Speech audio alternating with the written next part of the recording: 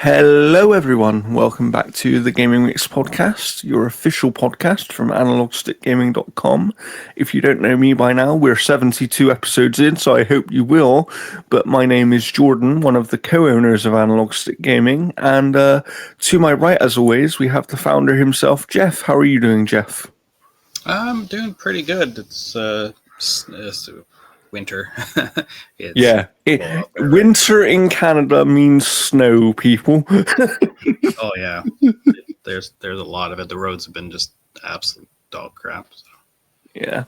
Yeah. Well, at least it's not banter's crap on the roads.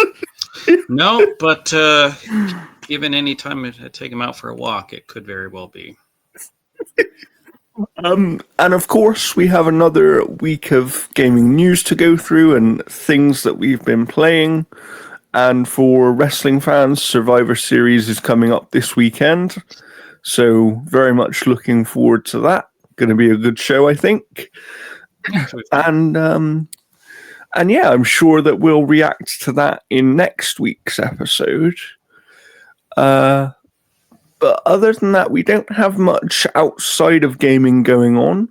The only thing I guess I could say is that next week on Monday, I'm heading to London for the evening because I'm going to see Hans Zimmer in concert. Obviously, legendary film composer, but also has composed for a few video games in the past. Wasn't so he I'm looking. The composer on Metal Gear Solid 2? No, but one of the people that works with him was the composer on Metal Gear Solid 2. I think Hans Zimmer did, off the top of my head, I think he did Modern Warfare 2, the original Modern Warfare 2, back in the day. And he's done a couple of other things as well, but obviously he's most well known for his movies. Dragon Age the Veilguard. Ooh, that's tough. Oh, really? Wow. Crisis, FIFA 19, The Simpsons game, Skylanders, Spyro's Adventure. That's a good one for him. Lego Pirates of the Caribbean. That's the best Lego game. Yes. Yeah. So maybe that's so he's done a few good ones. So I'm going to go and see him in concert. It will be my fourth time seeing him, but it's genuinely always a really special experience because he's actually there performing with the band, so it's not just like an orchestra of people performing his music. I always find it funny when like I'll go to work and on the billboard there, whatever, there'll be like these like tribute shows and stuff like that, and I'm like, who really goes to a tribute show? Like I'm gonna go to a tribute show and see some guy dressed up as Elvis Presley singing Elvis songs. It's not Elvis. No, it's like, yes, okay, it might be nice for a little laugh or whatever, but it's not the same, is it? You know, it's like one of the Hans Zimmer shows I went to in the past, he literally came down off of the stage and was about 5 feet away from me, you know? So it's like, it's you just get a different vibe. And also, you might say he was in Hans Reach. yeah, that's a good one. I like that. But also, you just get a completely, like, I don't know if anyone who's listening to this show or watching this show has ever been to an orchestral type of concert, but they're completely different than other concerts because there's a lot of respect for the music you're hearing, and there's there are moments that it's not as interactive. You're not seeing like Sabrina Carpenter on stage like talking with people, blah blah blah. It's they're in their lane, like there's a goal kind of around it, but that's and don't get me wrong, Hans Zimmer does speak between a few of the tracks. He has some interaction with the audience. Yeah, but for me, the most special moments are like, one of my favorite tracks that he does is a track called Time out of the movie Inception. Very famous piece of music. And literally from the second the first note plays of this piece in any of his concerts, everyone goes silent and you do not see a phone anywhere. And everyone just remains silent for the entire piece. And so then it's almost like Japanese wrestling, where like the crowd isn't so like going crazy. They're kind of like witnessing everything through the lens of Yeah. so. Yeah, it is very similar to that actually. That's a good comparison point. And I really do enjoy it, and I hope this is why whenever there's like video game music concerts, I've always wanted to go and see them, but then apparently PlayStation just decide to keep cancelling their concerts all over the place. So We're never going to get that Concord concert. It's just never. Oh God, yeah. But anyway, before we get to the video game news, Jeff, I believe that, as always, we have a word from our sponsor, right? Yeah. Analog Stick Gaming is an independent gaming outlet, and you can contribute to keeping it going by signing up and sticking with NordVPN via its monthly renewal options. NordVPN, we earn a small percentage of each sale in this digital age.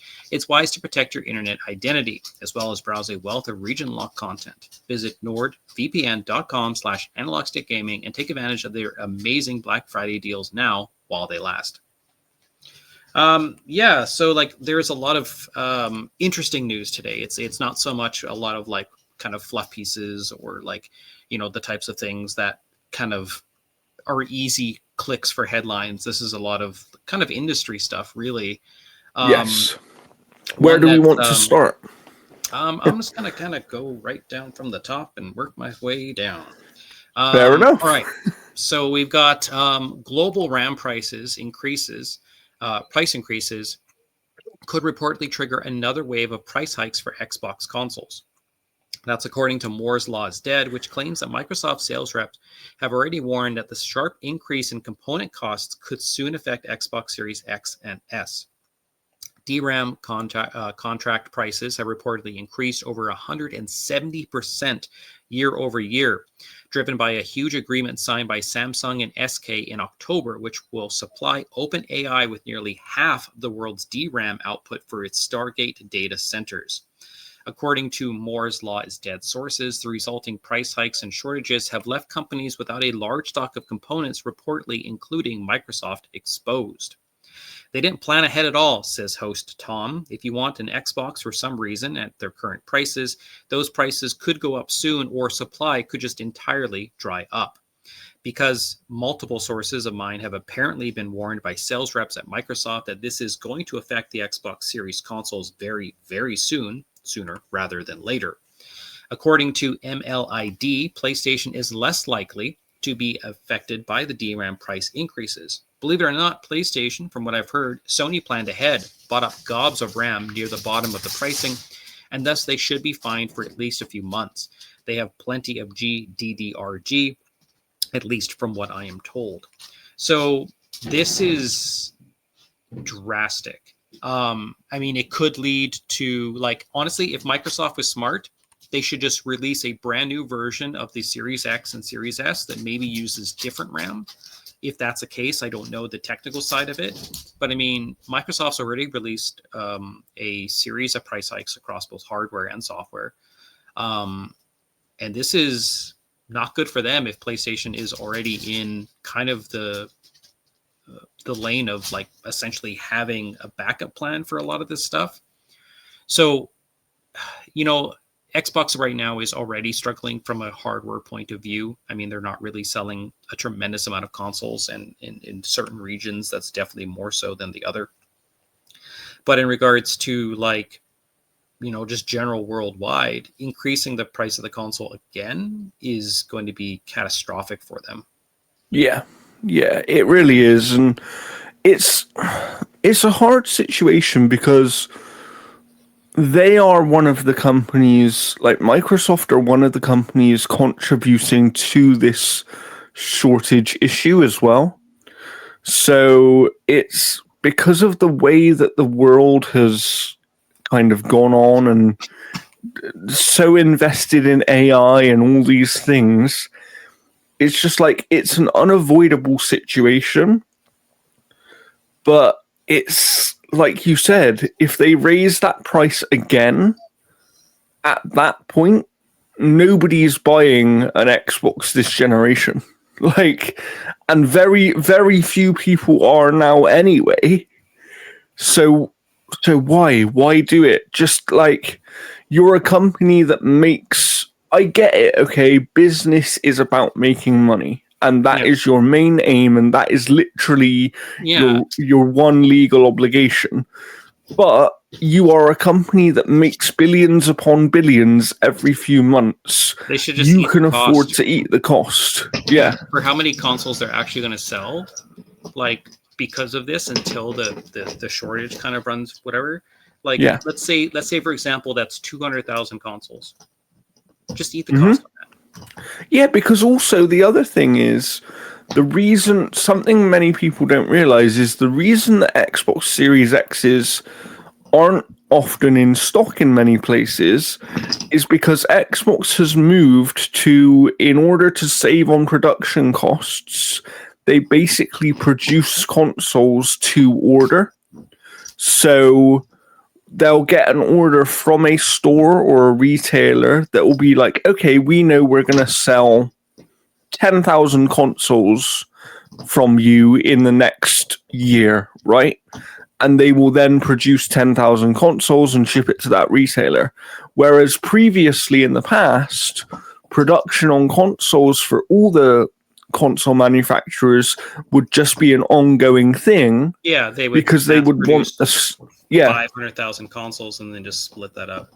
Yeah, so it's the way that they are running the production line for the hardware is different, and therefore their potential loss through these RAM shortages and potentially having to pay more for RAM is minimized anyway, because they're not going to be producing as many consoles as the competition. So it's a really weird situation, and I think that in a weird way, this is part of the reason that we see Xbox as a brand heading in the direction they're heading, which is essentially to become more of a PC-focused thing, right? Like, Xbox at this point, I've had this conversation with a few people, but in 3 or 4 years, I think that we will be thinking about Xbox no longer as a console, but more like the gaming version of Microsoft Windows. I think that's essentially what Xbox will become, because it will be a bespoke version of Windows that is given to you on a piece of hardware that is very PC-like, and you can still use like a PC if you want to, but it's meant for gaming. But because it can be used as a PC, it's no longer a console, right? And then I also think that once you get that operating system in place and kind of optimized in the way that it needs to be, you can then license that operating system out to different companies. And we could see, even Steam, for example, when they make a Steam Machine 2 or a Steam Machine 3, they might go, do you know what? You can actually buy this Steam machine with the Xbox OS on it. Yeah, and I think that's what's going to happen. When they were making like CDIs, there were like different companies that were essentially making CDIs, and even like the early Steam machines, there were different brands of Steam machines that had just different specs or whatever. So I think that this is another indication as, look, traditional consoles are not dead, and the PlayStation proves that, because they still sell very well. The Switch, Nintendo hardware still sells very well. Traditional consoles. I think Nintendo is the one that's really doing that, because like PlayStation stuff is that you can get a lot of PlayStation titles on PC. I agree. So I think like Nintendo is kind of like, to kind of quote John Cena, is the last real console. They are, like, in terms of, I don't even think that's something anyone can argue, because in terms of what we think about as a traditional console, which is a piece of hardware meant specifically for gaming, with content on it that you can only get for that piece of hardware and nowhere else, that is that's the most traditional version of a console, and that is what Nintendo still are. None of the others are, and some of those things are through necessity, and some of those things are through the fact that the industry has just changed massively. And I've seen. We'll get to more news in a minute, but while we're on the subject, I have seen some people recently saying, oh, like maybe PlayStation are going to slow down these ports on PC and things. And it's like, no, they're not. They're No, if not anything, going to. Death Stranding seems to be getting raced out to PC as well too. So Yeah. And I think that at the end of the day, that's only a good thing, right? Because don't get me wrong, I understand the value of exclusives, and I've never been against exclusives, but I actually think that the best situation for any game is that in a worst case scenario, they should be a timed exclusive to a platform. They should offer some initial value to that hardware platform that then later on, if you don't have that platform, you can still access them where you want. It's kind of like what Xbox is doing, is like in terms of like the core Xbox Game Studio stuff, because like a lot of the Bethesda's and Activision things and stuff, is those deals have completely different business sense to them. Yes, completely. So I just think that we're heading into a situation where I wouldn't be shocked if by the time the next generation rolls round, we're starting to see more and more PlayStation games be day one on PC. I also think that everything suggests that the next generation for Xbox is going to be the Xbox hardware essentially being a PC anyway.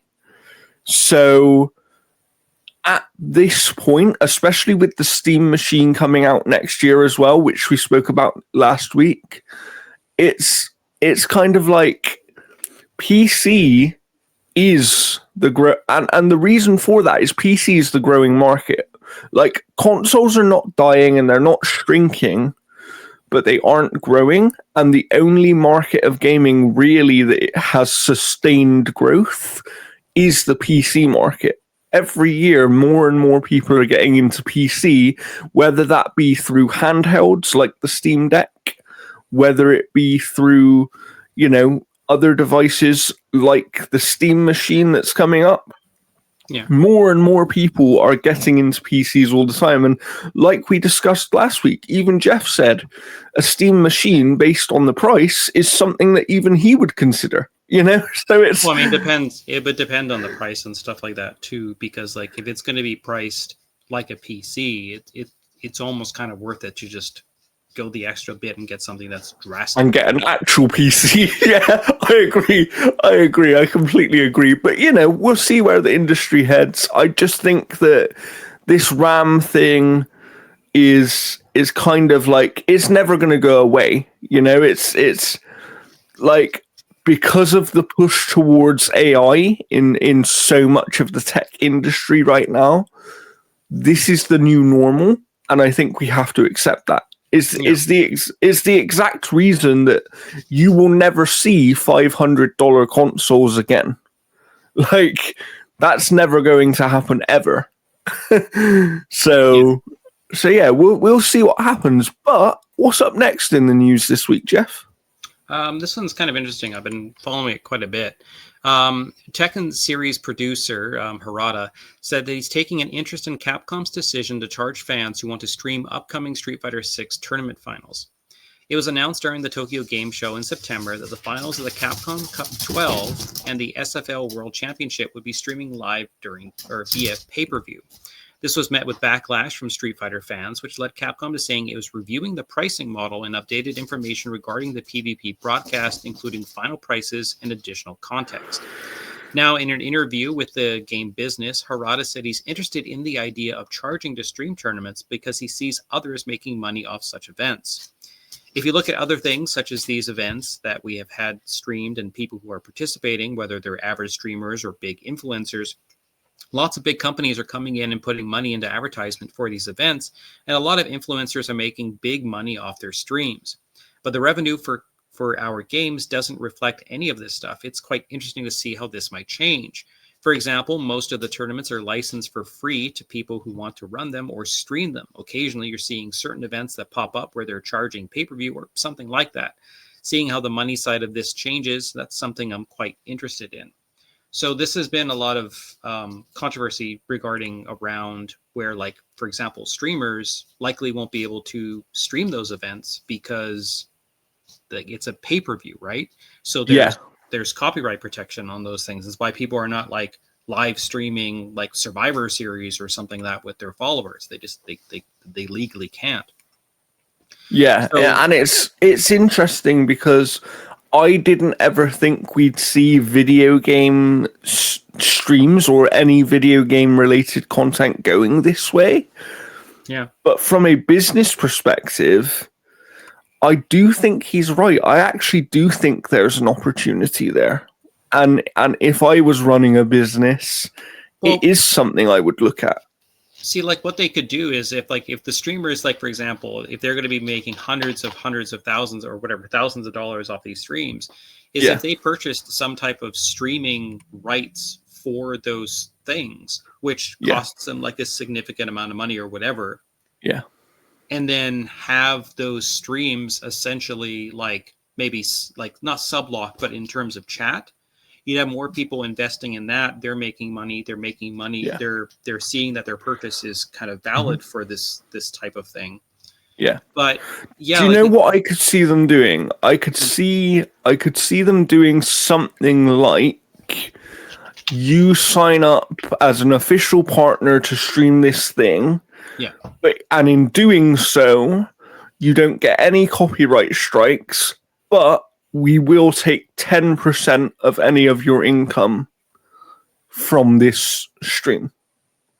Yeah, like they could definitely work off something there. I mean, and again, like this is so weird because like you get people like Maximilian Dude who like, or even like Justin Wong, like you get a lot of these people that are streaming these Street Fighter finals and stuff like that. And it's kind of their bread and butter. It's kind of like where a lot of their followers have kind of come from, is like watching them react to these tournaments and stuff like that. So there's definitely an opportunity in certain aspects of it. And I also think they need to tread carefully with it because it could backfire. But I do think that handled in the right way, there's a business opportunity for them that would still be reasonable, right? That would still be like, okay, we can understand that. It's kind of like if WWE came around, let's say that WWE came to all of the YouTube content creators, places like Cultaholic and What Culture Wrestling and things like that, and said, do you know what? You can do official streams of our pay-per-view events. And they couldn't do it so much now because they have other like services doing it. But when they had the WWE network, they could have quite easily gone and said, you can do official streams of our stuff. And what we will do is you have to pay X amount of money. And then, you know, you get no copyright strikes and whatever. And it's there, you know, and then you create better content for those people, which allows them to make more money on the back end. But you're also guaranteeing yourself a decent payment of like, you know, we're not really losing anything because people are still watching this. Yeah. And most of the people that watch, for example, most of the people that watch content creators stream something, right? Whether that be their reactions to a wrestling show or their reactions to Street Fighter finals, those people, the only reason the companies wouldn't want them watching these streams is, oh, you could pay us to watch it instead, right? Yeah. But for wrestling, the people who had WWE Network were paying for it and still watching people react to it at the same time because they were treating it like a watch along type thing. Yeah, you could like and that wouldn't change just because, like, for most people, they still would have kept the WWE network. And it's kind of the same thing, like with these fighting games, they use these tournaments as a way to sell the game and try and get more people to buy the game and get bigger audiences and interest in the game. And I don't think that would go away just because you were allowing people to stream it. Well, if anything, I think that impact would grow, right? Of like, if you let Maximilian Dood stream the Street Fighter finals without any worry of copyright strikes and things like that, not only is he going to have a bigger audience and potentially make more money in the long run, but there's also a chance that he'd have more people watching it who wouldn't normally watch it, you know? Yeah, because they know, like, this is an official thing. Yeah, it's good advertisement for those tournaments and stuff like that, because that's how these tournaments grow. Is it's not the tournaments themselves, it's the word of mouth. It's watching the influencers and the streamers and stuff like that. That's why a lot of these tournaments even exist in the first place, is because of the community. And when you kind of remove the community from these things, it just treats it like a standard sports business, and it just doesn't, it doesn't work because in gaming specifically, and wrestling's very similar in that way, but it's all about the community, right? Like we often joke about like Joe Hendry here because we love Joe Hendry, the wrestler, but the reason that guy is so loved is because of the way he connected with the fans of wrestling. Like, it's the same thing with video games. How often do we see video games explode in popularity and become these massive things because of streaming and the community around the game? Something like Peak, for example. Peak was made by Aggro Crab as a kind of side project between some of their bigger things, right? And I found out the other day that even they were shocked by how successful the game ended up being, because to them it was just like a little fun project of, oh, we've got some time to do this thing. Yeah, it was pretty much this year's Lethal Company. Yeah, so it's really interesting how, some of these companies, I think, are in danger of forgetting how important the community is to these products, but also they seem to overlook the fact that you can use the community to your advantage in a respectful way that is good for you and good for them. I don't get what is so hard about that equation there, but let's carry on with the news here, because we have a couple more very interesting things to talk about. All right, so Saudi Arabia's Public Investment Fund is reportedly running low on cash for new investments due to some of its projects being in financial distress. The Saudi PIF has made sweeping investments in recent years and is central to Crown Prince Mohammed's goal of making the Saudi economy less reliant on proceeds from oil. That includes numerous investments in the video game industry, including stakes in game publishers like Take-Two, Nintendo, and a recent $55 billion deal to take control of EA. However, according to the New York Times, the PIF could be set to close its wallet for the time being due to several projects that are in financial distress, according to 11 people briefed on its operations. Those projects include Neom, a vast region and ski resort featuring robot workers, a coffee chain with one shop so far. How is that a chain if you have one shop? All right. I have no idea. I have no idea. A coffee chain with one shop so far, a cruise line with one ship. That's not a line. That's a cruise ship. That's a cruise ship. Oh my god. They're putting the cart before the horse here. And an electric vehicle startup that has yet to deliver a car. Wow, they're really good with their money. The kingdom still sits on deep oil wealth. its ability to pump, however, is heavily constricted by geopolitical agreements to curtail supply and a low price for crude overall. The government is running a growing budget deficit and taking on debt to fulfill Prince Mohammed's domestic promises. According to the New York Times sources, the PIF is actively restructuring its operations, and the prince has fired the head of at least one of its projects, Neom. It is also said to be drawing up plans to invest more in conventional areas like publicly traded stocks. The largest investment by PIF recently was its bid for FIFA and Battlefield publisher EA. PIF's representatives say it's a long-term investment that will eventually double in value. So a lot of people that were kind of like saying like, hey, you know, maybe the Saudi investment fund should stop buying up all this stuff and whatever. You got your wish. I mean, especially when you have a coffee chain that consists of one store, a cruise line that consists of one ship, and a vehicle manufacturing plant that has yet to deliver one vehicle. Yeah. I mean, that's crazy. Some of the stuff that you just said, you know, it's nuts. But what I would say is about this, I'm surprised, just because from the outside, the feeling was always, oh, the Saudis have unlimited money, right? Yeah. Like, that was essentially the feeling, is because they have so much oil and they're so oil rich, they basically have unlimited money. But it hasn't worked out that way for them, it seems. No, like, yeah, when you've got like 3 companies that they've invested a lot of money into that are just not delivering.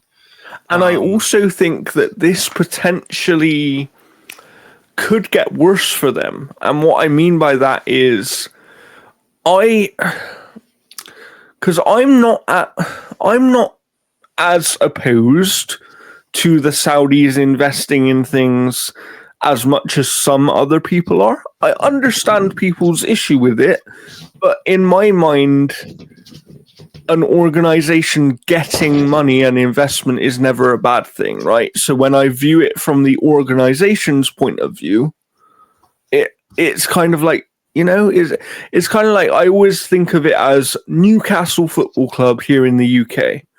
They are a team that has a massive, massive fan base, but they've never had the financial backing to compete with the bigger teams in the Premier League. And now, because of the Saudi Public Investment Fund, they do have the financial backing to be able to do that to some degree. However, football, of course, is a very results-orientated business. And if you don't get the results, you finish lower in the league, or you don't win a cup, or you don't qualify for a competition, your club maybe doesn't make as much money, right? Yeah. So it's a high-risk investment there. And I actually think that video games are the same sort of thing. And this is something that the PIF are going to find with their video game investments over the next sort of 3 or 4 years, I think, as they start to get closer to releasing some of these things they've invested in, is that sometimes you can spend hundreds of millions on a game, and yeah, you might make 3, 4, 5 billion in profit.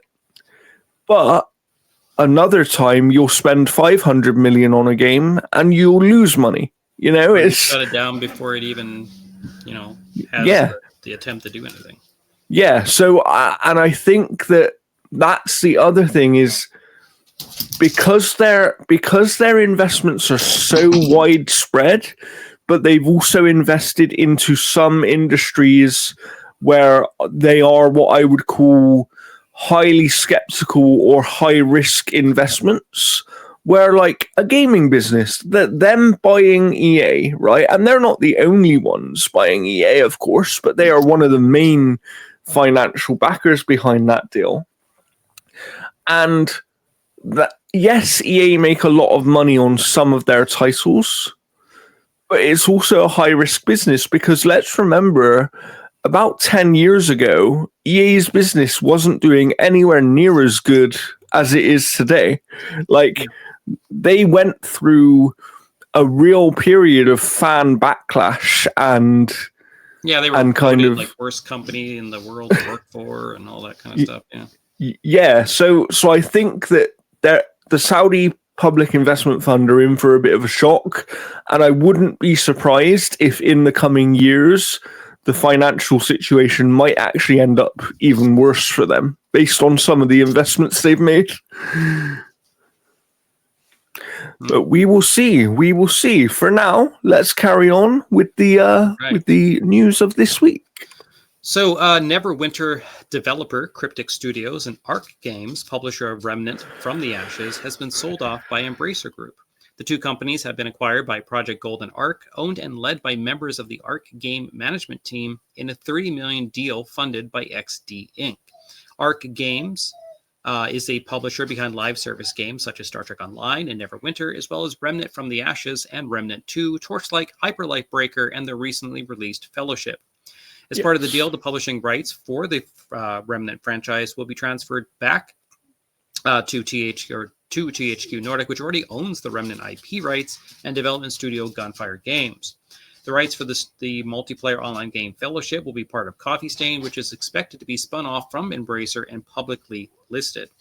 Phil Rogers, CEO of Embracer, said that this transaction supports our key priorities by strengthening our focus on strategic assets and core IPs in Embracer while improving profitability and free cash flow. So PR spiel there. Yeah. The deal also allows online multiplayer game Fellowship, developed by a talented external team in Stockholm, to find a great home within Coffee Stain Group. I would like to thank the teams of Arc and Cryptic for their hard work over the past 4 years and wish them all the best, as we are confident they will thrive and develop in the years ahead.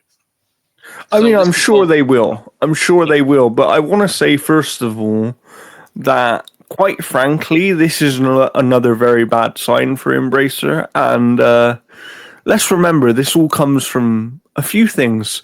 And one of those things actually does involve the Saudis. I don't know if you remember, Jeff, but a few years ago, there was a report that Embracer had something like a $2 billion deal with the Saudis that fell through at the last minute. Yeah, and then they And they ran into a lot of problems because of that. And ever since then, I think that their financial situation has got worse and worse. Right? They've kind of entered this spiral. They've had to kind of on a spree of just buying studios, and now it's kind of bit them in the ass. Yeah, they invested so much, so heavily for a group. Like, the thing about Embracer Group is they essentially were hedge fund people, right? They had no real expertise in the industry, and what they did was they put a lot of money together, and they brought up, for example, they bought the naming rights to THQ, right, which is where THQ Nordic came from, and they bought many studios, and the group of studios they had initially actually did some really good stuff. They weren't the best games in the world, but they were solid games that people enjoyed. And then what happened is, over the years, they've invested more and more and more and more. And I think at one point, the report was that across all of their teams, they had something like 100 studios. Like, they had a ridiculous amount. It was like a really high amount of studios. And even the best companies with the most experience of running gaming studios could not run that many studios. So I think anyone that's been following Embracer saw this coming a mile off, like this fooling of Embracer, you know, and it just makes me sad in some ways, because we see teams that have been shut down because of this. We see other teams that have been acquired when maybe they would have been better off being independent. Things like, you know, Crystal Dynamics, for example. Like, they're stuck under Embracer at the moment, but they're also in a weird situation where they're working on a game for Amazon, even though they're owned by Embracer.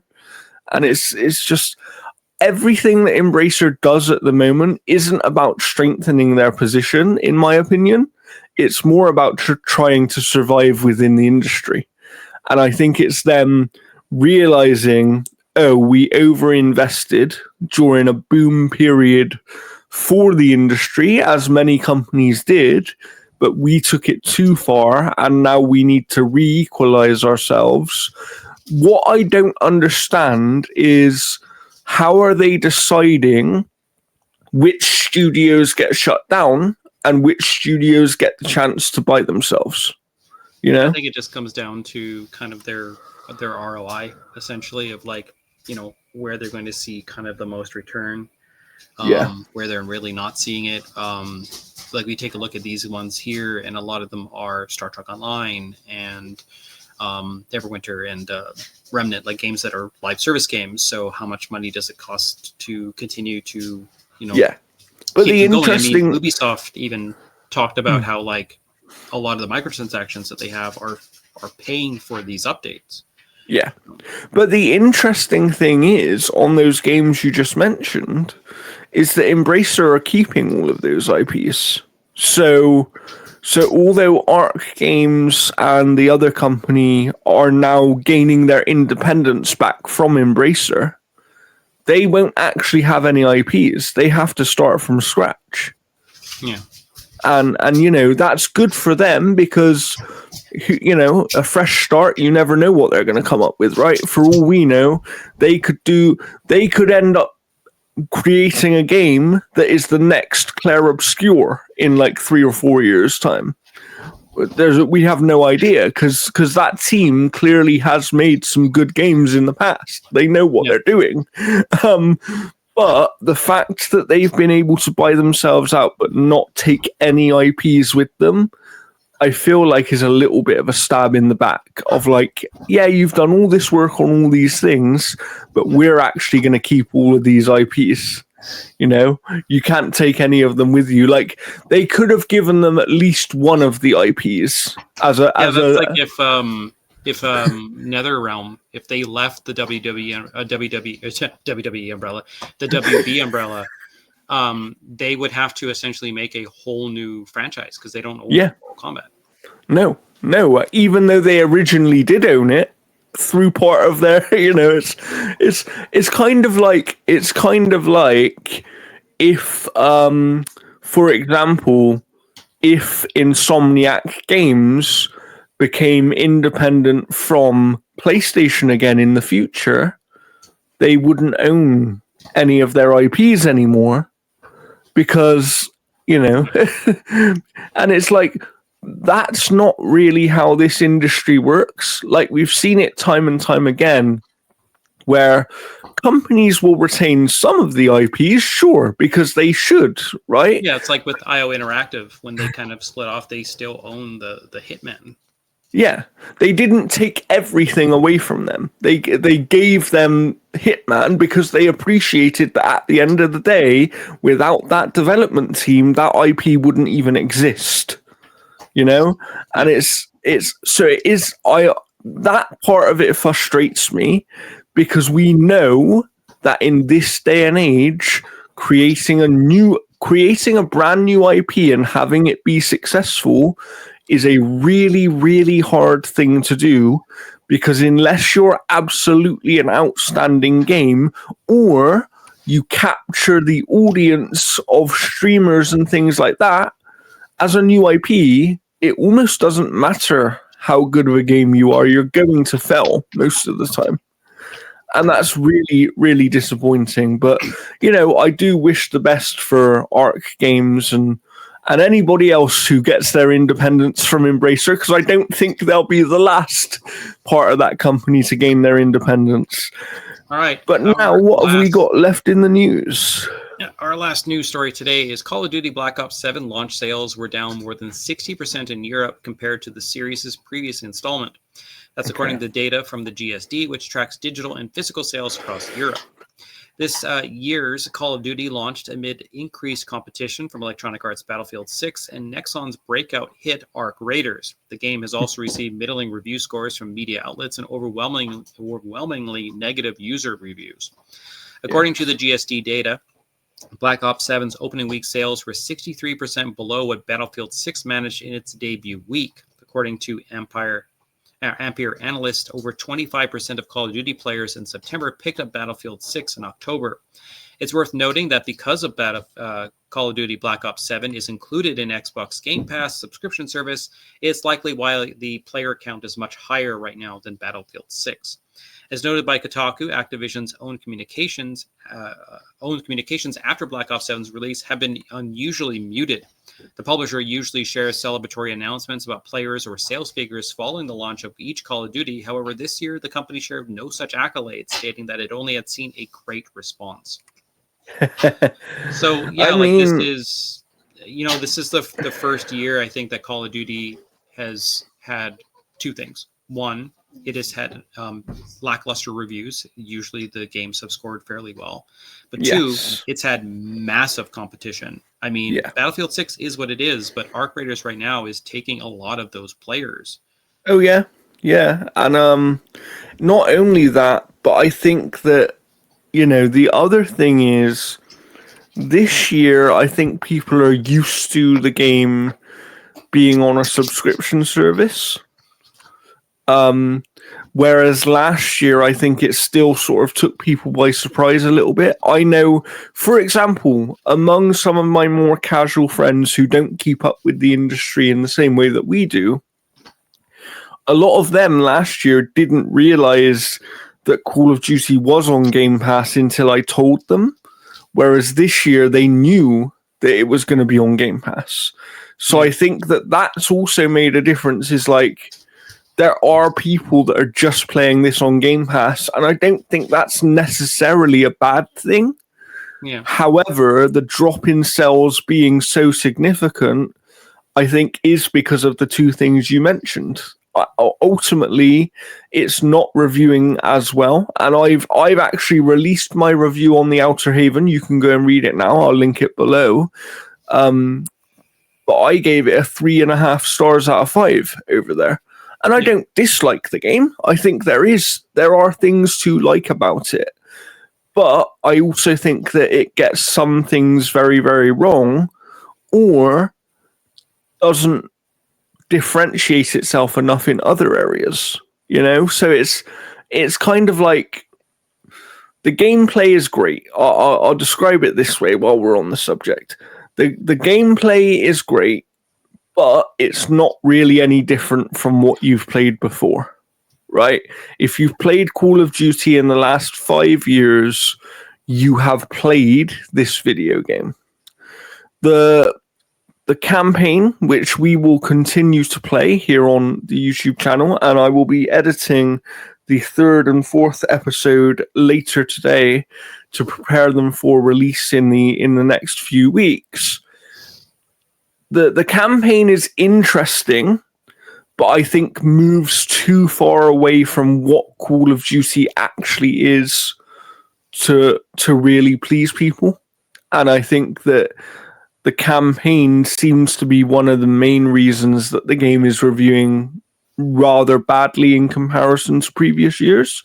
Yeah. Multiplayer is Call of Duty multiplayer. There's not really anything different about it, and I would actually argue that the best thing about the multiplayer itself is old returning maps that are from old games. So the new content isn't as good as the old stuff, right?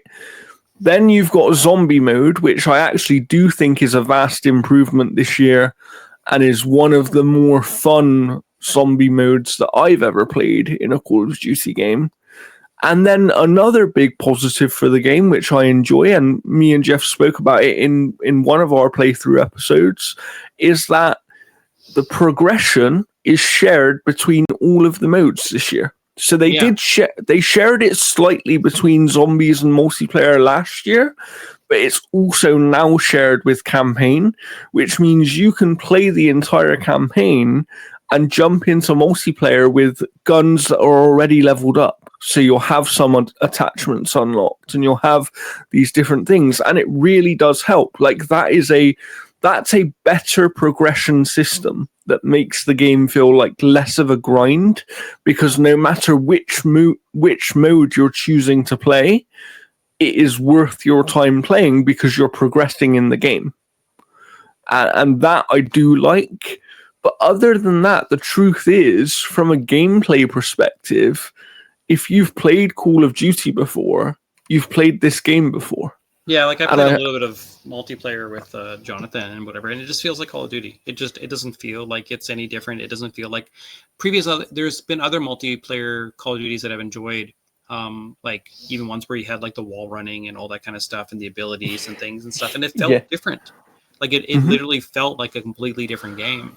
Yeah, and I think that as you kind of hit the nail on the head, Jeff, with the return of Battlefield and that being a very well-reviewed game and a game that for that franchise is the best game in that franchise in a number of years, that has pulled some people away.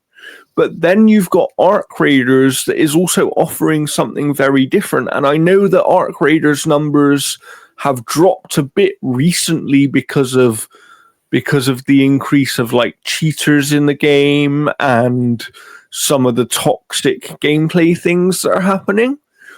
But the truth is, the reason Arc Raiders is so popular is because it gets the formula of extraction shooters right and offers something different from the other shooter games that are available right now. Yeah. And I think that Call of Duty hasn't had that mix of things before. Like, Call of Duty isn't bad. I want to be very clear. It's still a good Call of Duty game. But being a good Call of Duty game when you have more competition than you usually have might not be enough for some people. And it's like I say in my review, once we've finished the campaign, the only reason that I'm ever going to play Call of Duty Black Ops 7 again is to play zombie mode with friends. Other than that, once we finish the campaign, I will never play the game again. And whereas Arc Raiders, we'll get more onto it later, but me and Jeff played it last night. You know, it's something we will continue to play, I would imagine, for months and months to come as they continue to update the game with more content and add more things to it. So I'm really not surprised about Call of Duty selling less, but I also think that maybe the decline in sales can be mostly explained. And that's not an excuse for it, but it's kind of like you're going to have a rise year on year in those that are playing it on a subscription service because you just are, right? And then you've got the added competition this year, which will take some players away from it. So is that, my question would be, and we'll never know the data, but my question would be that in this 60% drop of sales, what is the actual drop of player numbers, right? Because if the drop of player numbers is only 30%, then that tells you that you would imagine that means that 30% of players are playing it on Game Pass this year who bought it last year, right? Yeah. Like the drop in percentage of player numbers is actually a more telling piece of data than the drop in sales because it gives you a more clear indication of how many sales have they actually lost through people not playing and engaging with the game versus people playing it on a subscription service. Like that's just my personal thought and opinion on it, but I don't know if you have anything to add there, Jeff. Yeah, I'm trying to see. So right now on Steam charts, you're looking at 55,000 players right now. Okay. So let's take a look at Battlefield 6 Steam player count. So right now there's 152,000. So there's 100,000. So there's three times the amount of people effectively. Steam player count. And for Arc Raiders right now, there is 232,000 players. Jesus. That is telling, isn't it? That is telling. You know, and I would say at least 40% of those are part of the proud Bungalator army, yes. as is as I found out today, as is a member, as is T-Pain. He is also a Bungulator as well. Oh, nice. Yeah, nice. he dropped 100 subs on Peanut's stream the other day. Oh, nice. Well, we are also Bungulators. Honestly, I want to play more because I want to unlock that costume. Yes. Yeah, we haven't quite unlocked the official outfit yet, but we will get there. Although I'm pretty sure some Bungulators killed me last night, so you know. Hey, you weren't wearing the outfit. But yeah, maybe you didn't say for chance enough time. Maybe. Let's talk about what we've been playing, and we should probably start with Arc Raiders actually, since we're on the subject. So Becky, who is another reviewer contributor on the website as well too, as well as my roommate, and sitting right there playing with her Switch and playing with Banter. She got Xbox Live because they took Xbox Live away from GameShare, so she had to get an Xbox Live, and started getting into Arc Raiders.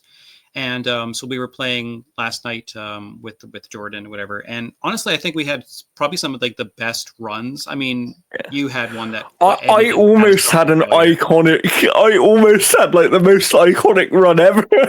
Yeah. So but no, we have to explain this run for a second. I'm sorry, but so we Jordan's like, let's go find something big. So we went to this one building, and I had to go to floor number 6 to finish one. Yeah, this was on Buried City, so we were on Buried City for those who know. On a parking garage on the building next to it, there was a bastion, and then you spent like probably 25 minutes on this bastion or whatever, and I killed it. There's like 5 minutes left. He's like, yeah, okay, good. Let me know. But if you had another 10 seconds, you would have survived the timer. But and then you lost like a lot of good stuff. I did, but I killed the Bastion by myself because what Jeff didn't leave out is himself and Becky had to leave because we had no resources for surviving whatsoever. And then even then, we barely even survived as well too. Like we had a bunch of robots that attacked us, and we got down into the trams. Becky sailed down the escalator, going wee, right into like a fireball. And then we killed those things, and then other people show up like, "Oh, you cool? We cool? And we got onto the train, and as the tram's departing, Becky's was going beep, beep, beep, beep, playing the flute, nice, and people are laughing. But it's one of those things where I stayed because I knew I could kill the thing, and I killed it in plenty of time. But what slowed me down was as I was looting it, these 3 other drones sort of came out of nowhere. I think the biggest slowdown was when you spent like a good minute trying to find rubber so that you could repair your shield. Yeah. Although I needed that to survive, I would have died without that. Yeah, still, it was a combination of factors and stuff. But I mean, like we went on a tear. Like we killed a leaper in probably the best way possible. We were in a building and he kept getting stuck on the side. We found a way to farm leapers. Holy hell! When we need those materials, we know the place. It kept crashing into the building and then falling on its head, and then the legs going and stuff, and we just kept like pelting it and stuff, and it was so fun because it just kept trying to get in the building, and it just smash. And so basically, stand in a building where it can see you but not get in, and you'll be good. It didn't even come close to killing us. And then we killed one out in the open with a couple Wolfpack grenades. And we did, Those things are very strong. If you have some, make use of them because they will tear through even the biggest machines. No, it's super fun. Like it's one of those games where like it is the sandbox that has like all the best toys on this side, and then you kind of make use of those however you see fit, and it can either make amazing moments or absolutely terrifying moments. And like one thing that's been kind of ripping through the community right now, and it's been kind of either really like looked at as something positive, which is what I'm looking at it, and then people thinking it's the most toxic thing ever. And that is like we've had the Bungulator army versus the MMF, which is Hutch's team versus Peanut's team. And Burnt Peanut is kind of like, like Fortnite had Ninja.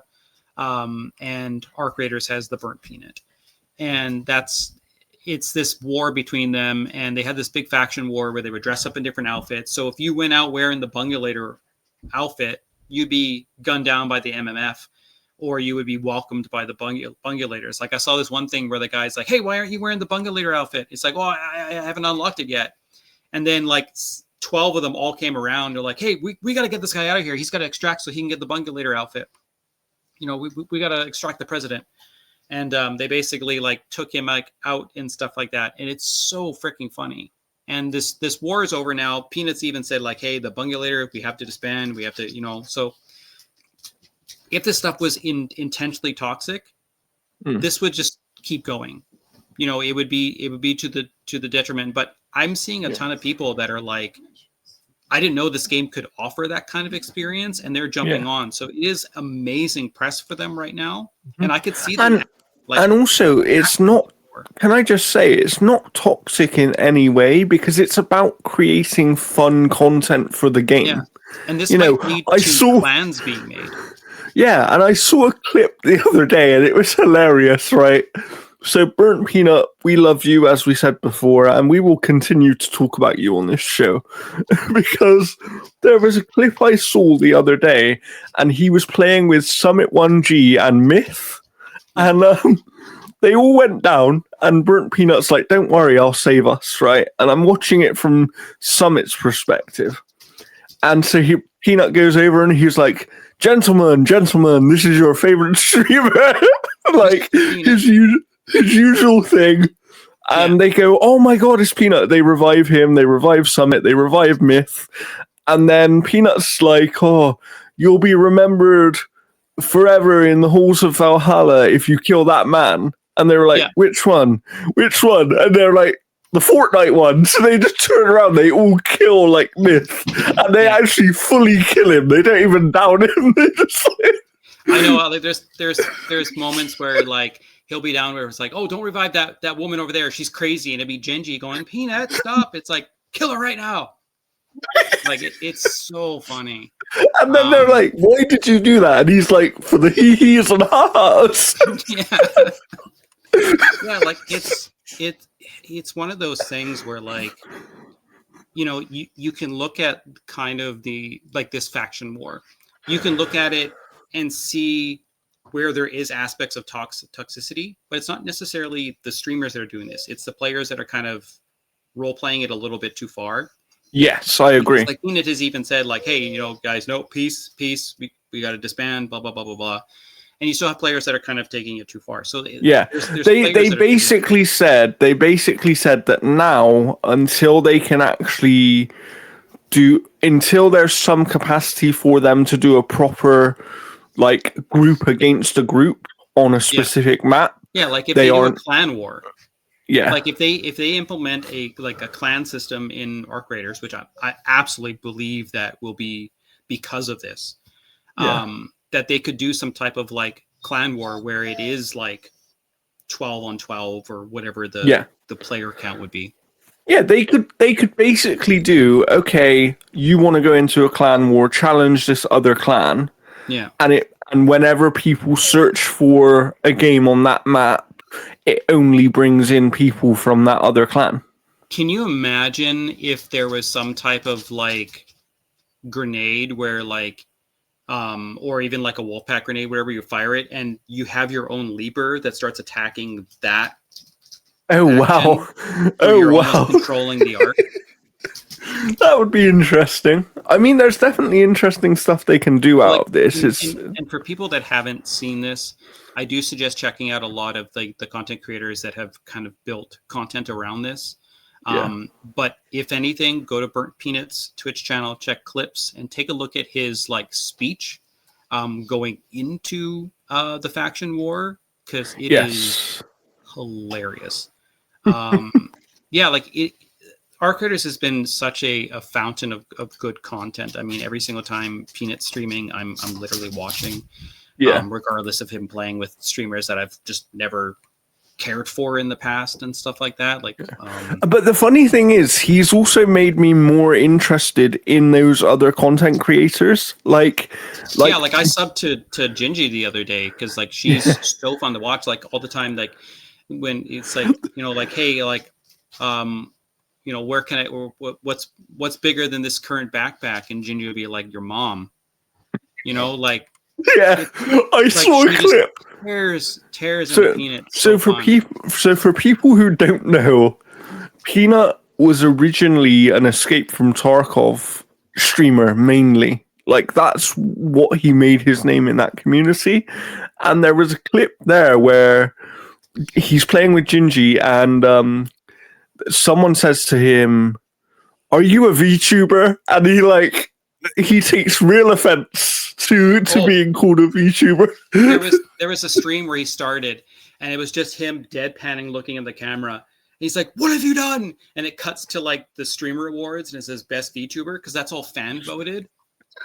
He's like, false prophets. You know, like it's so funny. Like, yeah, it's hilarious. I mean, put it this way, I don't wish for this to ever happen to him again. But even the clip of him choking on a Big Mac was hilarious.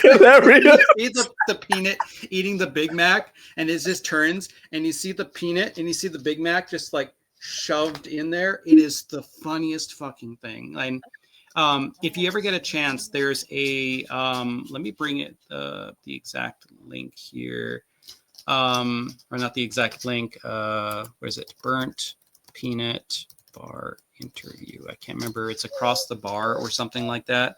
Around the Bar podcast. Okay. Watch it. It talks about like how he kind of started, kind of his rise. He also talks about how like.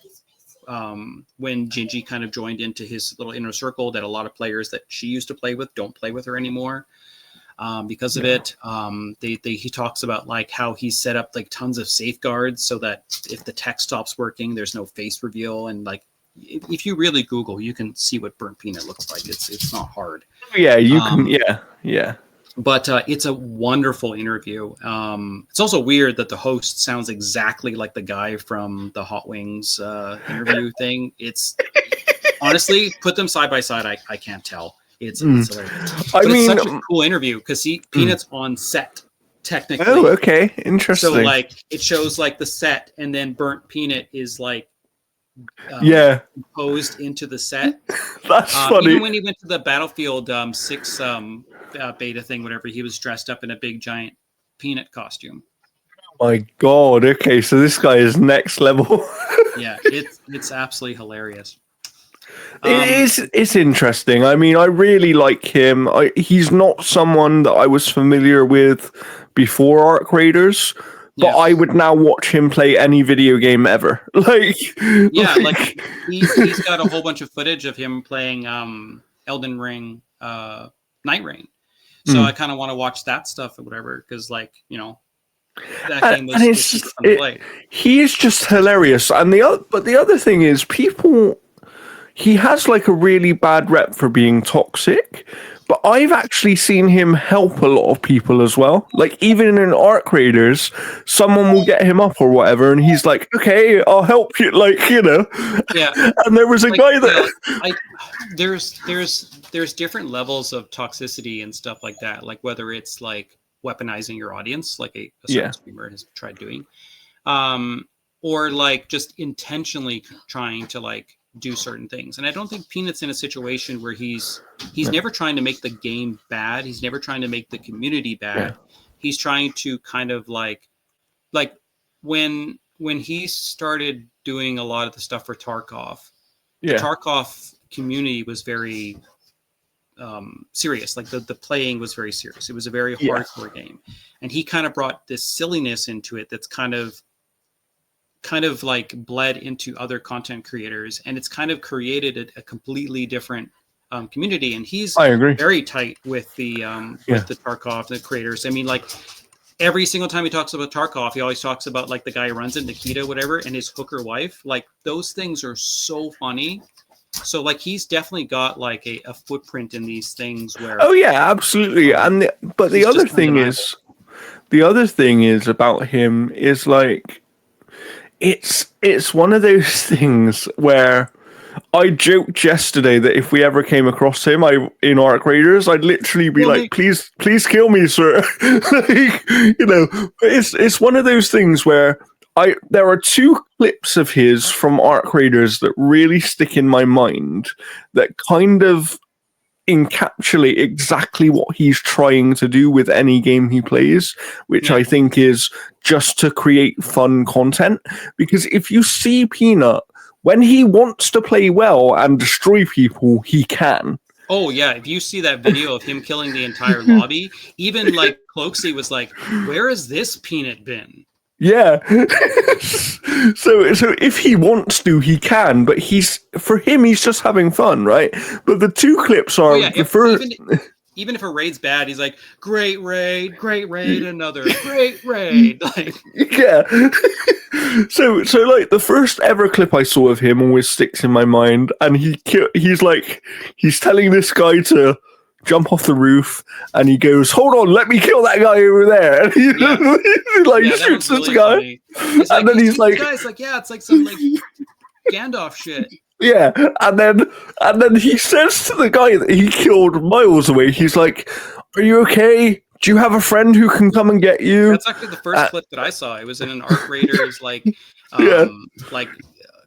compilation or whatever. So I mean, like. Yeah, but this is the thing. He's nice even when he kills you, because he's like to that guy, "Do you have a friend who can come and get you with a defib?" And he's like, "Oh no, I'm solo." And then he's like, "Is it okay if I kill you?" Yeah. Well, it's like the one where it's like, "Oh, we're gonna take you like to a nice little farm, and you're gonna get to play with all your friends." Or like the one where it's like, "Hey, do you need to get back to Esperanza?" "Yeah." "Well, let me make that quicker for you." And he just like unloads into like the guy or whatever. Like, again, like there's a type of toxicity that can like ruin games. But I don't think that what kind of this is even like the war has kind of done is ruined it. If anything, it's put more eyes on the game. Yeah, I agree. But the other like clip that always sticks in my mind of Peanut, and this is exactly why I know it's all about creating fun content and viral moments, is the time when he's like talking to this one guy and he's like, "I'll let you live if you kill that," and he like sends him over to kill the queen, and then he's like, "Charge," and he's like, "Witness him," and then he just gets killed immediately, and you just see Peanut's face. It's great. It's it's amazing. It really is. Like, I couldn't care less about Call of Duty creators. I couldn't care less about Fortnite creators, especially ones that have just massive followings, because I just never really see them interacting with chat. They're always just like they're on Go face pretty much there. Yes. He's always interacting. Yeah. Even when he's not dying, he's interacting, talking with stuff like that. There's just and he's like, like that one gets me all the time. Yeah. Or where he goes like, "Lockin'!" Like he does that like scream, whatever. Because like, and honestly, we didn't even know what it was until the around the bar interview when he's like, "Oh, when I say lock in," and even the interviewer's like, "Is that what you're saying?" Because he says it like, like it's almost like this like little like high pitched thing, whatever, and it's like he's just saying lock in as fast as frickin' possible. Yeah. And then and also he does the thing whatever from SpongeBob when Patrick wants to leave and he's like, "Oh, I got a good idea, let's leave." And he always does that now. Yeah, I know. Honestly, he might be my new favorite content creator. I was watching him play Dying Like the Beast on a sponsored stream the other day, and I'm not joking, every 30 seconds I could have made a clip. And I actually did make a couple of clips and I sent them to Jeff, because it was just like, there's one clip where he takes the mick out of another streamer. And then when he activates the beast mode for the first time, he's like, "Oh, I'm Mr. Beast, but I didn't fill up those wells in that other country." It's like, it's just like really random stuff. But it's never, ever intended to be Like, he's not trying to be toxic. There is a clip of him, for example, I mentioned earlier, where someone calls him a VTuber and he's like, that's the last mistake you'll ever make. And he runs into this room and he kills all four of them, right? But there's a part of it where he goes, oh, you can't do that anymore. He's an idiot.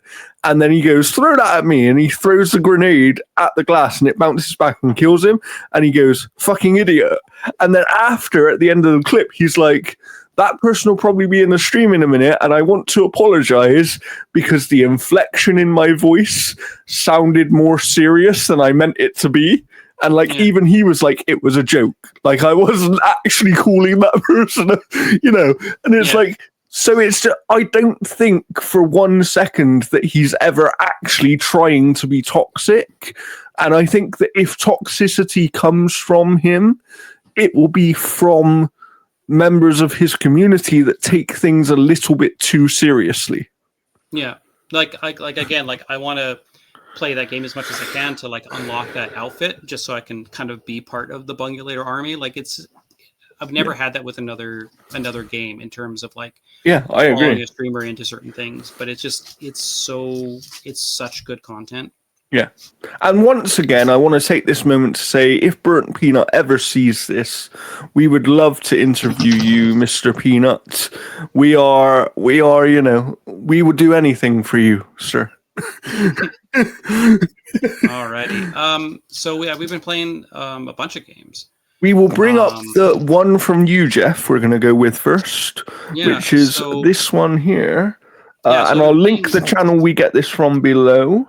Yeah. But tell people, what is this? Yeah, so Total Chaos, it's a little choppy on my end, but is it running good on yours? It looks okay, yeah. It looks fine. Okay. So Total Chaos kind of started off as a Doom 2 conversion mod back in 2008, and it had some years of development. And so basically what they did is they kind of remade it to be its own game. So it kind of expanded to like additional chapters and whatnot. And it is a very atmospheric kind of horror survival game where you're having to worry about your bleeding. You have to worry about like your hunger, your crafting items and stuff. You've got like that pipe in the bottom right corner. There's a meter that shows the weapon degradation. So like if your weapon breaks, then you have to rely on another one. You have to go build another one. I never found myself really running out of anything like that. You can usually wind up with a heavy swing. So there's a bunch of the spider things and stuff. You'll find them kind of everywhere. They'll initially be posed almost kind of like the Silent Hill nurses, where they're still until you kind of approach and then they kind of come alive. But it is atmospherically absolutely fantastic. I think some of its mechanics and stuff are a little thin. Like its melee and its gunplay and all that kind of stuff is nothing more than the surface level stuff you find kind of anywhere else. I mean, to me, do you know what it actually reminds me of looking at it? It kind of reminds me of something like Stalker 2. Kind of. Like it doesn't kind of go like the full tilt on everything and stuff. Like wielding a pipe and all that kind of stuff. I was getting a lot of like Condemned Criminal Origins vibes from it as well too, except with all the criminal stuff. But you basically play this guy that kind of like answers a distress signal. He washes up on shore. There's this mystery that kind of goes on. You're picking up all these documents and stuff. You have a radio, which is where you're getting a lot of your story from. The game is great. I will say that there's one point about a third of the way in through, I think it's chapter 3, where you're in a prison and you're being stalked by this enemy that can just absolutely kill you in one shot. And you have to get these like fuses and then take them to another thing and then open that up. And that takes you to another thing that opens that up, to takes you to another thing that opens it up. And then you escape. And then you open up another thing that lets you get a gun to kill it. There's way too many steps with how quick this thing can kill you. And the AI is programmed in a way where it won't necessarily know where you are all the time, but it'll know what location you're in. So if an enemy is on another end and you've never seen them go in this one room, the moment you go in that one room and hide, it will come into that room and look around.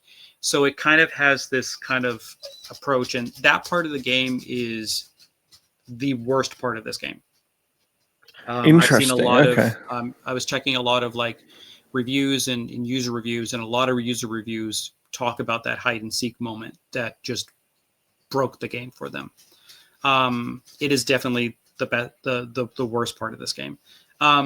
Everything else that it does otherwise is actually really good. It's got a good atmosphere. The visuals are really nice. I think the fisheye lens is a little like too old school because again, this is a Doom 2 conversion mod. So it has that. You definitely feel the origins of that here.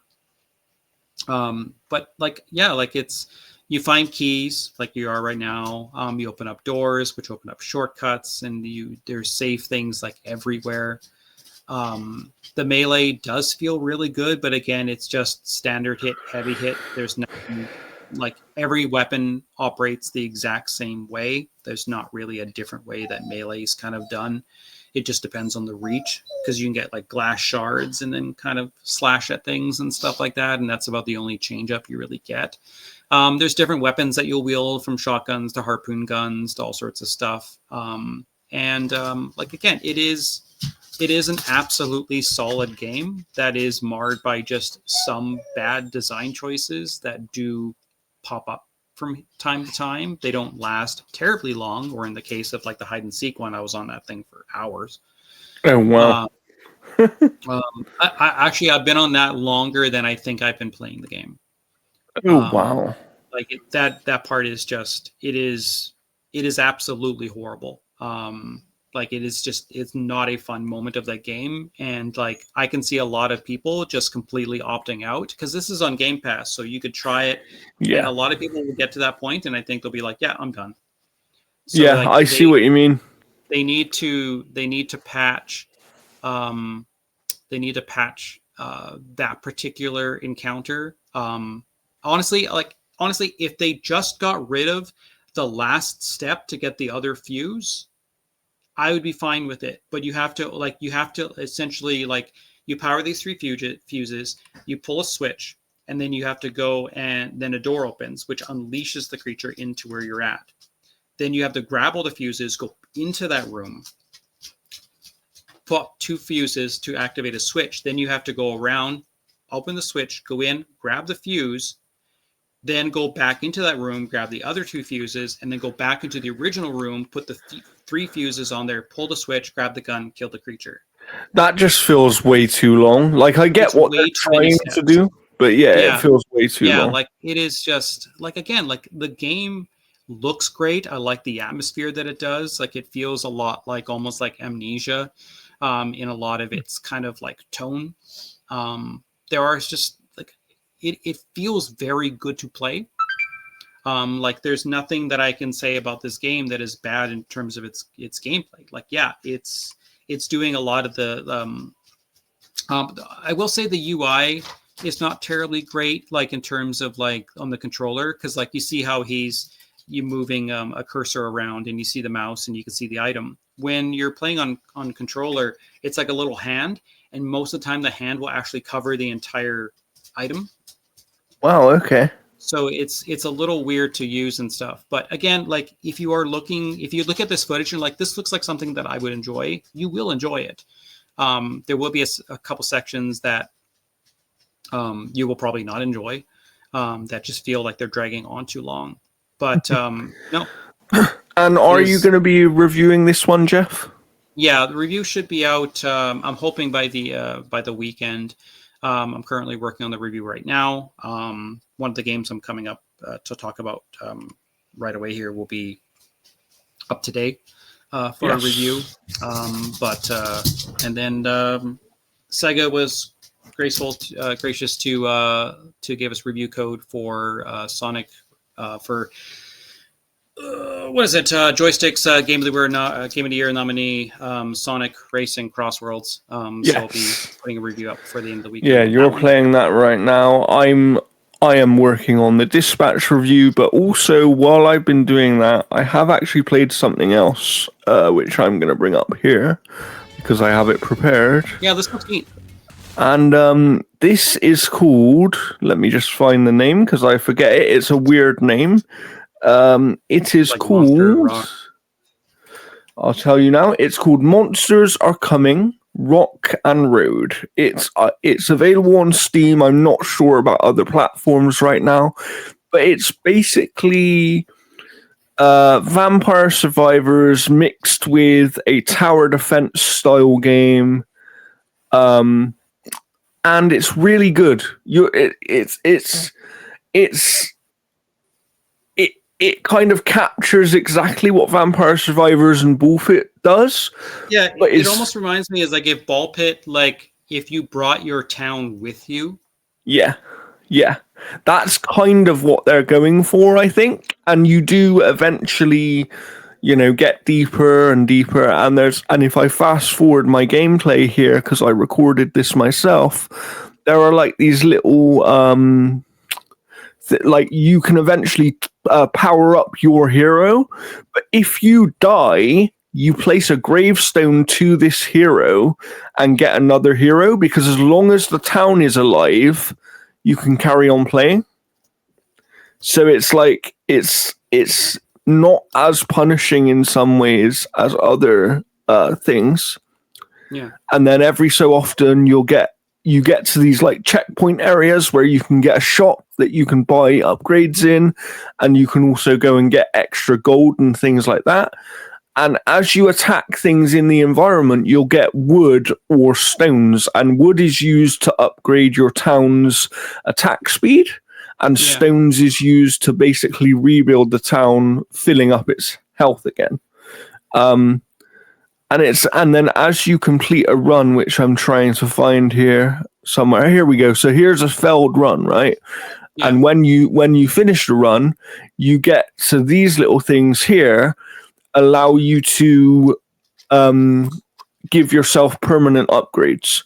So you'll unlock more things you can put on your town, but you can give yourself, like your town or your hero, permanent upgrades here, such as more damage for the town, or higher health, or longer range for the attacks, quicker movement speed for your hero, things like that.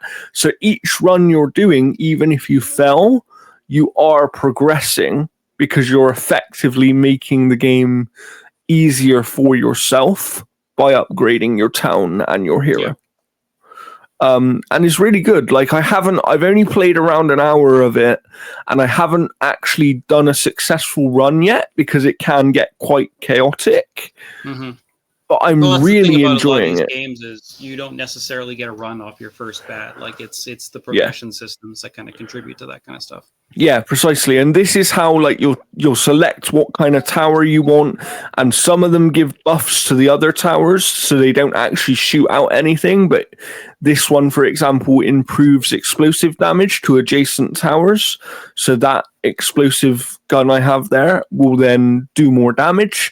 And when you get something that is, like, if you get a rolled tower that you already have equipped and you don't want another one, you can actually use it to upgrade your current tower, because each tower has 3 different levels to it. Yeah. And as you collect the gems and you put them into your town to level it up. And it's basically the opposite of Ball Pit. Instead of moving up the screen, you're moving down the screen. And your town will continue to move even if you're not near it. So basically, you have to be quite quick with your hero moving around the screen and making sure you know what you're doing. Can you imagine Mad Max Fury Road DLC for this? That would be really cool. Right? That would be really you'd cool. have like the vehicles behind you and the guitar guy going and stuff like that. Because here you'll see like I'm clearing out the trees, and it's because they can actually stop your town from moving. So if something is in front of your town will stop moving until you clear the way. And it'll take damage and all that kind of stuff in the meanwhile. Yeah, so there's lots of different mechanics here, and I'm coming up to another checkpoint here. And as you see, they sort of get bigger. Yeah, it's good. I think you'd really enjoy it, Jeff. I'm definitely going to be playing more of it, but I would recommend it. I can tell you now that on Steam, at least here in Britain currently, it is £6.74.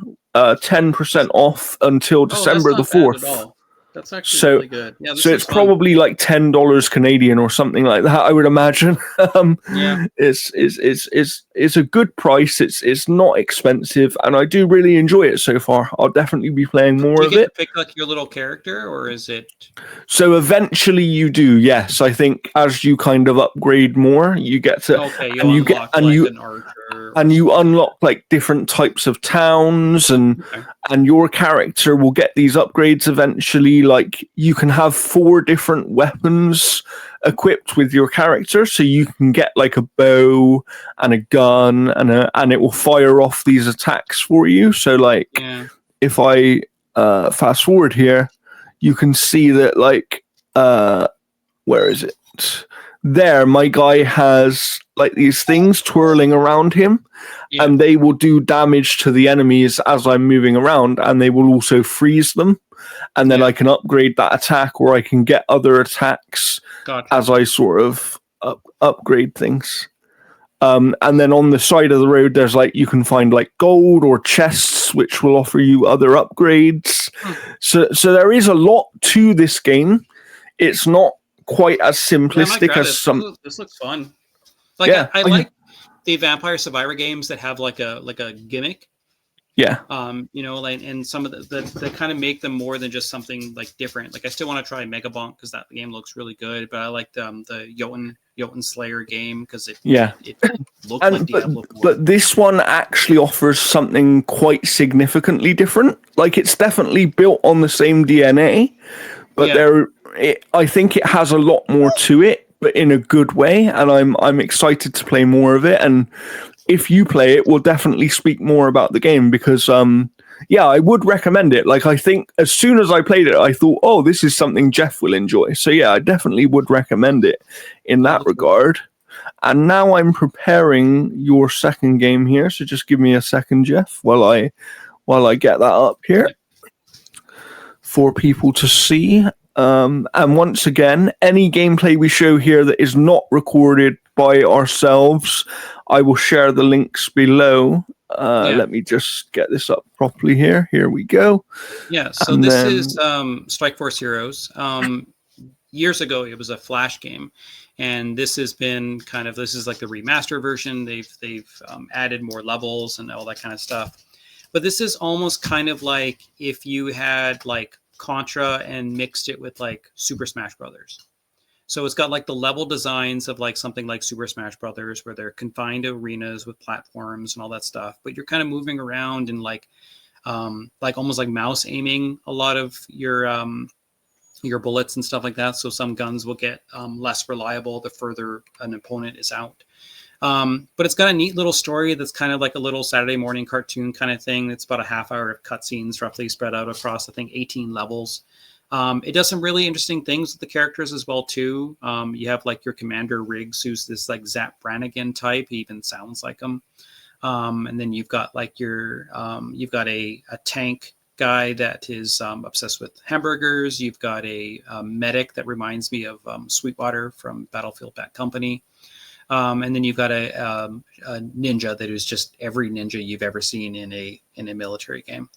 And then you play as like a soldier that's malleable, that you can go from different classes and stuff. But the thing that's really neat about this game is not only does it have like co-op to play with friends, but you can actually have like, I think it's like 100-player co-op. So it's just absolute carnage. But the game is actually quite good. Like, I wish its menus were controller friendly, because right now you're pressing like you're moving a cursor, just like back arrows and all that kind of stuff, instead of pressing like B to back out. Playing this on Xbox right now, and the review will be out today on November 26th. But no, it's a fun game that is nothing more than it is. Like if you take it from a arcade point of view, it's excellent. If you're taking it from any other angle or any other perspective, it lacks a lot of depth to kind of keep you going. So here are the cutscenes, and the cutscenes are like really, really well done. The voice acting for them is really neat. It's all about essentially maintaining a virus that's turning people into like these like bloodthirsty zombie kind of things and stuff. And it does some really neat things, I think, gameplay wise. Like you can customize your characters. You can change like the costumes of them. You can add different weapons, different perks. You unlock a lot of that stuff as you progress or complete feats. Or you can unlock the stuff through a slot machine, which you just put money into and stuff. There's no microtransactions or anything like that. It's all just through in game. But yeah, it is a solid little game. Like there's nothing much more to what the concept is. I mean, the level that you saw, essentially, if you want to skip ahead maybe like 5 minutes, it's really not much more than what it is. Like this is a level where somebody gets like brainwashed into a zombie and you have to like kill them. So the health bar at the bottom is the boss. And like it is exactly what you see here. It's a kind of like mouse aiming kind of like shooter. And you get a bunch of different weapons. You use the environment to kind of get around, but it is very much like that kind of Smash Brothers type of level design. There's some where you're in a plane in the air or you're fighting on top of a missile or anything like that. And it's got some good moments. I think the dialogue and the story stuff is really, really interesting. I do like the story stuff. And if you want to just watch the story stuff, there's like, videos on there that are just like 28 minutes of the cutscenes. And it feels like a cartoon. Like it goes, the story flows from one cutscene to the next, and it just it splices in levels in between. But no, it's super fun. I did enjoy it. I just don't think it's memorable or anything. It's not something like I'm going to be probably ever playing again, unless like I go to try like the 100-player co-op or something like that. That's fair. I mean, that's certainly fair. It looks interesting. It looks interesting, but it definitely does have the look of a game where I would play once or twice. I would probably finish it and then never play it again. And that's okay. Some games, that is what they are, and that's not a problem. Are good one and done experiences, and this is definitely one. Like this is the kind of thing that like, if you're playing with a bunch of friends and you've played the death out of everything else that you have, it's good to kind of jump in, and it's pretty cheap as well. So I say that, but before we finish off here, you have been playing more of Pokemon. Yeah. And I believe you said to me that you're getting pretty close to the end of the game. So yeah, because I'm like rank B right now, I think, in terms of like the ranks. So I'm assuming that once I hit rank A, I kind of do a couple little final missions and stuff like that. And so I've played like a good portion of it. My review is mostly done. I just got to beat the game so I can kind of do some final thoughts on it. But going into Pokemon Legends ZA, I had a lot of hope for it because the team that made this made Arceus, which is my favorite Pokemon game ever. Yeah. And this feels like a backpedal to a lot of the tech issues that they were kind of having with creating like a big open world on the Switch and whatnot, which is clearly a fault of Game Freak and not of the Switch console because Xenoblade Chronicles exists. But this is the one Nintendo franchise that Xenoblade Chronicles developer Monolith Soft does not help on because this is Game Freak. So their open world tech is abysmal, and we're not going to really see an improvement to that until the next Pokemon game, which is a Switch 2 exclusive. So hopefully Game Freak has the technical chops to kind of pull that off. But this is a sequel to Pokemon X and Y, which takes place 5 years later. So ZA takes place entirely in Luna City and at the detriment. Now, this isn't new. Spider-Man takes place in New York City. We know that one city games can work, but it creates fun moments about that experience of being in the city. It creates landmarks and these really entertaining areas that can kind of maintain a one city, one location gameplay experience. That has none of that here. Lumina City is boring from one block to the next. Every building is nothing but the exact same JPEGs across the entire fucking building down the entire block. There's no locations that are memorable. There's no landmarks that stand out. The wild areas just feel like they just sectioned off a tourist spot and slap Pokemon on them. They don't feel like, if the wild zones were like areas that were cultivated to be like wild areas, you know, it would be one thing, but it's like, oh, you've sectioned off a cemetery and there's Yeah, I know what you mean. right? It feels like such a step back.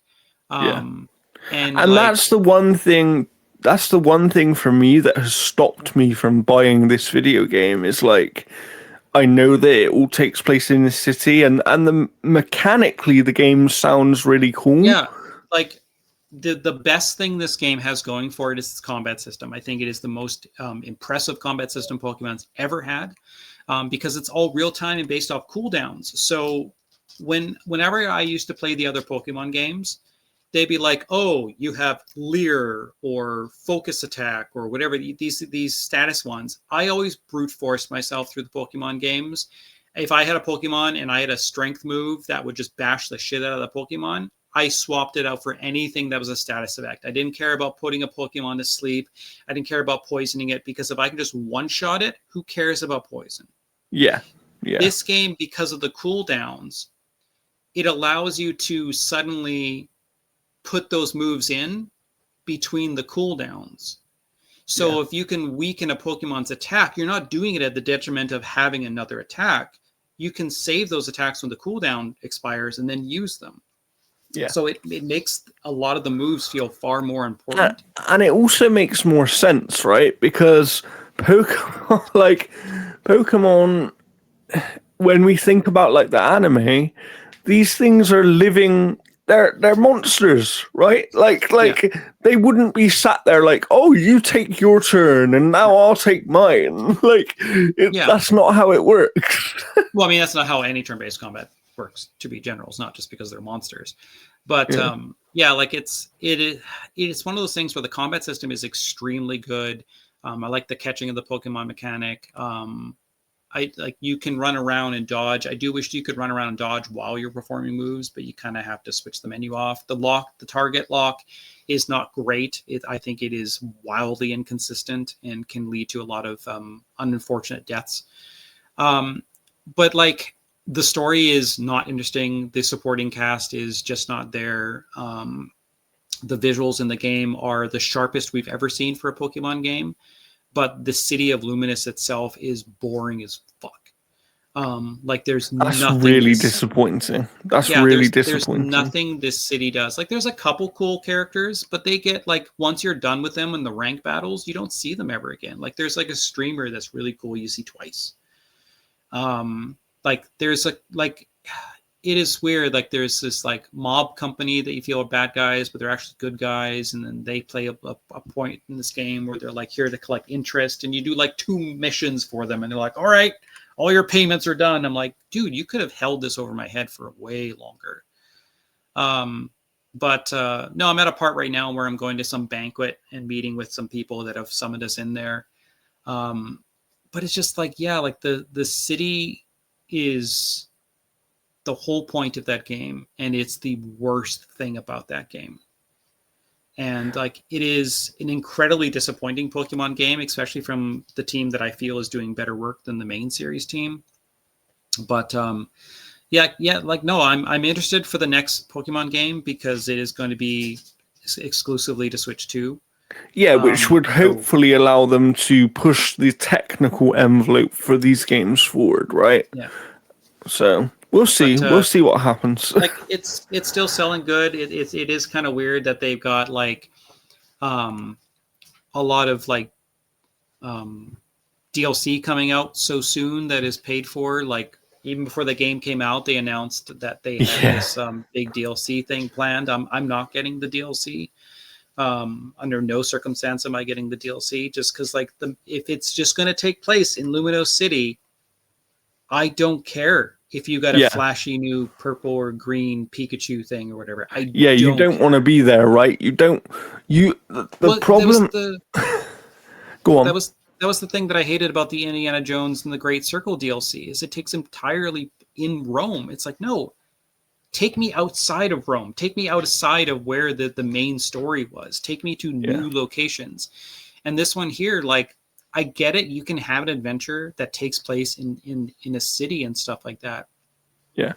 Like, they could take you to a new city, right? Or they could take you to a new place, and that would be more interesting. Well, no, it's not. It's not that. Like, I don't mind it taking place in Lumino City, but I mean, give me something interesting to kind of do in that city. Like, there's just nothing there, and the wild areas, like I said, are just nothing more than sectioned off cities or sectioned off parts of the city that are just incredibly bland and boring to begin with.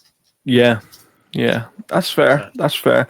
I mean, I'm glad, based on what you're saying, I'm glad that I haven't picked the game up. Yeah, because go on. The one thing that I will stress as well too is that if people do buy this and you have a Switch 1, just buy the Switch 2 version. It will work on the Switch 1 so that when you get a Switch 2, you will get the higher quality textures for the Switch 2 version, because if you buy the Switch 1 version and upgrade it, you don't get the added textures. You just get the performance. Interesting. Okay. That's definitely worth knowing. And speaking of things worth knowing, before we finish off this episode, we should probably give people a little update on things that are coming to the website and to this YouTube channel. So I'll begin by saying we will have even though I'm away next Monday to see Hans Zimmer, episode 3 of the Call of Duty campaign playthrough will go up on Monday at 5 p.m. UK time. I'll make sure that that's edited and put up in time. And we already have that recorded. And then the following week, Monday, 5 p.m., you'll get episode 4. And by that time, we would have recorded the final couple of episodes of that playthrough as well.